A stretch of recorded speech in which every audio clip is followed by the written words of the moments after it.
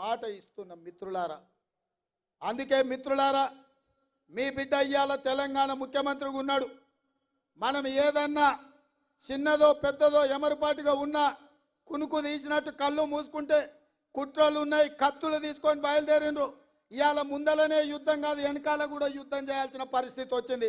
BJP BRS వాళ్ళు కుట్రలు, బిడ్డ బెయిల్ కోసం బీఆర్ఎస్ను తాకట్టు పెట్టి 5 పార్లమెంట్లలో బీజేపీని గెలిపిస్తా అని కేసీఆర్ సుపారీ తీసుకున్నాడు.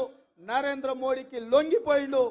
బీఆర్ఎస్ కార్యకర్తలారా తస్మత్ జాగ్రత్త, మిమ్మల్ని మోడీకి తాకట్టు పెట్టిండు బిడ్డ బెయిల్ కోసం. మా కార్యకర్తలకు కూడా నేను చెప్పదలుచుకున్నా, మీరు అప్రమత్తంగా ఉండండి. వాళ్ళంతా ఒక్కటైనరు, ఏకమైనరు. ఎట్లయినా మనల్ని పడగొట్టాలి, మనల్ని ఓడగొట్టాలనే కుట్ర జరుగుతుంది. ఎమ్మెల్యే ఎన్నికల కంటే కూడా ఎక్కువ కష్టపడాలి. ఎక్కడ కూడా నాకు తెలుసానో నాకు కావాల్సిన వాళ్ళనో మా చుట్టపోలను అప్రమత్తంగా ఉంటే ఇవాళ ఈ అధికారంలో ఉండే కార్యకర్తలకు మేలు చేయాలన్న ఆలోచనతో మనకంత నష్టం జరుగుతుంది. ఎక్కడ కూడా నాకు తెలుసానో నాకు కావాల్సిన వాళ్ళనో మా చుట్టపోలను అప్రమత్తంగా ఉంటే ఇవాళ ఈ అధికారంలో ఉండే కార్యకర్తలకు మేలు చేయాలన్న ఆలోచనతో మనకంత నష్టం జరుగుతుంది. ఈ ఎన్నికలైన మరుక్షణం సర్పంచ్, ఎంపీటీసీ, ఎంపీపీ, జడ్పీటీసీ స్థానిక సంస్థల ఎన్నికలు రాబోతున్నాయి. ఇవాళ మీరు ఊర్లలో పట్టు వదిలిందంటే రేపు ఎవడో ఒకడు మోపవుతాడు. వాడు సర్పంచ్కి వస్తాడు, వాడు వార్డు మెంబర్కి వస్తాడు, వాడు ఎంపీటీసీకి వస్తాడు, వాడు ఎంపీపీకి వస్తాడు, వాడు జడ్పీటీసీకి వస్తాడు.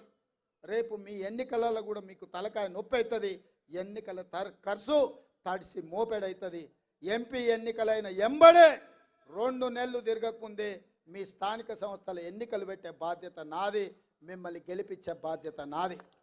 ఇవాళ ఎవరైతే బూతులలో మెజారిటీ తెస్తారో, ఎవరైతే పార్టీ జెండా కష్టపడి మోస్తారో, ఎవరైతే పార్టీ గెలుపులో భాగస్వాములుగా ఉంటారో వాళ్ళందరినీ గుర్తుపెట్టి ఎట్లయితే శంకర్కు, శ్రీహరికి, సరితకు, పర్ణికకు, అరవింద్కో లేక అనిరుద్కో, మధుకో, ఎన్నంకో ఎట్లయితే కష్టపడ్డోళ్లకు టికెట్లు ఇచ్చినామో మీకు టికెట్లు ఇచ్చి గెలిపించుకునే బాధ్యత పార్టీ తీసుకుంటుంది. మిత్రులారా, మీ శ్రమ ఊరికే పోదు, మీ త్యాగం గాలికి వదిలేయము.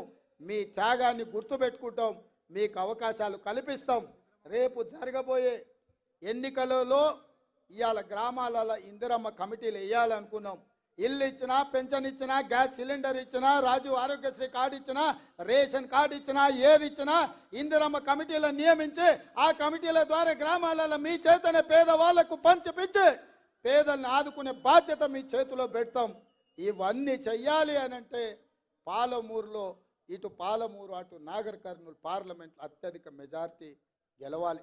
ఎందుకంటే పెద్దలు ఒక మాట చెప్పారు, ఇంట్లో గెలిచి రచ్చ గెలవాలని.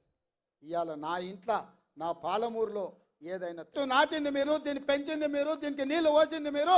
ఇవాళ ఎవడో భుజం మీద గొడ్డలు వేసుకొని నరుకుతామని వస్తే ఇవాళ మీరు చూసుకుంటూ ఉంటారా? మీరు నరకనిస్తారా? మీరు ఆలోచన చేయండి. మీరు పెంచిన మొక్క చెట్టు నీడనిస్తుంటే ఇవాళ దాన్ని తెగ నరుకుతామని ఢిల్లీ నుంచి ఒకడు గజ్వేల్ ఫామ్ హౌస్ నుంచి ఇంకొకడు బయలుదేరిండు. మిత్రులారా, ఇవాళ మీ చేతుల్లోనే ఉంది. మీరు పెంచిన చెట్టు వృక్షమై కాయలు ఇస్తుంది. దీన్ని కాపాడే బాధ్యత మీ మీదనే ఉంది. కాపాడతారనే నమ్మకం నాకు ఉన్నది. మీరందరు సిద్ధమేనా మిత్రులారా?